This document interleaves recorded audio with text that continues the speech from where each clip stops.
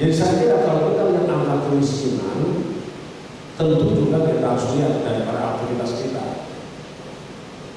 Itu angka kemiskinan menunjukkan tingkat sejahtera suatu daerah. Dan tingkat angka kemiskinan suatu provinsi itu bukan kerjanya gubernur, bukan kerjanya hanya DPR, tetapi kerja dari seluruh rakyat yang ada dari mulai desa, kecamatan, kabupaten, kota. Artinya ada andil kantor bupati dan wali kota. Karena angka kemiskinan di provinsi itu adalah angka kumulatif representasi dari seluruh kabupaten kota. Nah, memang saya rasa Pak Gubernur sudah setelah saya kembali, silakan Pak Gubernur rapat dengan bupati kepala daerah tentang mengatasi terkait dengan angka kemiskinan. Begitu juga dengan angka pengangguran. Angka pengangguran itu terkait dengan iklim usaha, investasi dan lapangan pekerjaan.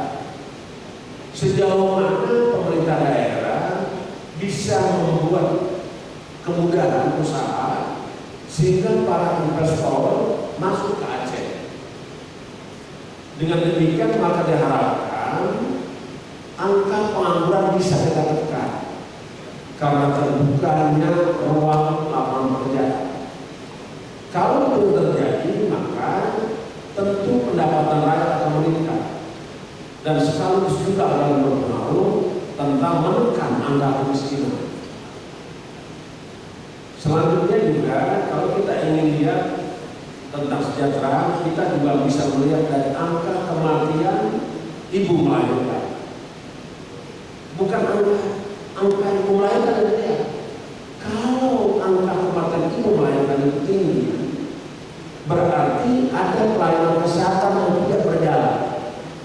Apakah ibu-ibu sedang hamil rajin memeriksakan kehamilannya di puskesmas, di pusat-pusat pelayanan kesehatan?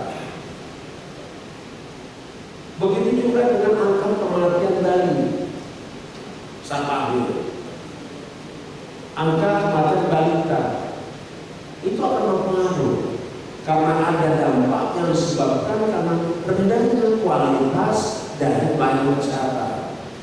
Jadi tidak ada satu faktor yang bisa secara mutlak menentukan tingkat kesejahteraan. Efeknya banyak.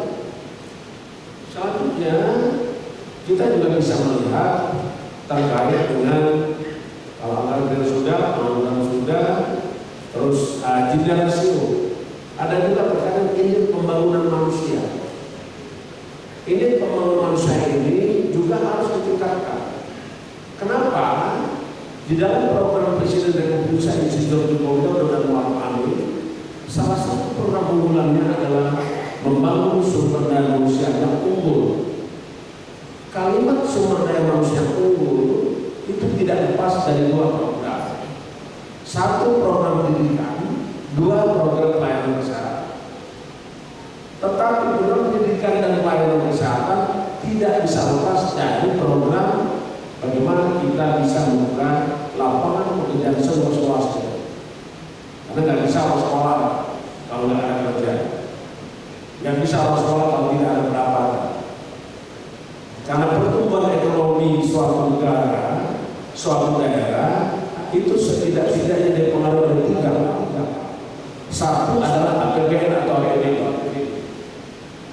Nah, Aceh sesungguhnya memiliki potensi yang besar. Karena ada dana khusus, APBD, di dalamnya ada dana alokasi khusus, ada dana alokasi umum, ada dana bagi hasil. Jadi saya kira cukup besar potensi yang dimiliki oleh Aceh. Itu APBD dan APBD. Yang kedua, pertumbuhan ekonomi juga dipengaruhi oleh iklim investasi. Makanya kemarin saya menyampaikan kepada gubernur dan bupati kepala daerah, wali kota, jangan mempersulit perizinan investasi dan jangan mengambil uang atau saham kosong dari perizinan. Kalau perizinan mudah, maka dan pendapatan daerah pasca yang pertama. Itu investasi. Yang kedua, yang ketiga, pertumbuhan ekonomi dipengaruhi oleh konsumsi. Nah ini tuh, konsumsi itu bisa belanja sejauh mana daya beli masyarakat. Maka ketersediaan, supply dan demand harus berubah. Yang kedua adalah penghasilan pendapatan rakyat harus dijaga.